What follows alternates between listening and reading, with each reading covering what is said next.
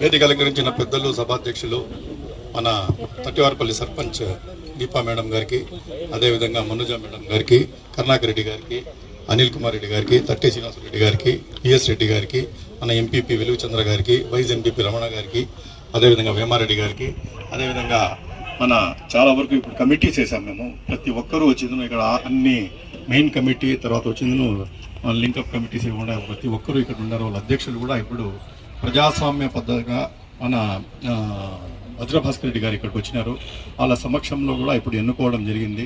యునానిమస్గా చాలా మంచి పద్ధతిలో ప్రజాస్వామ్య పద్ధతిలో ప్రతి ఒక్కరు కూడా ఇక్కడ ఎన్నుకోవడం జరిగింది. చాలా సంతోషం.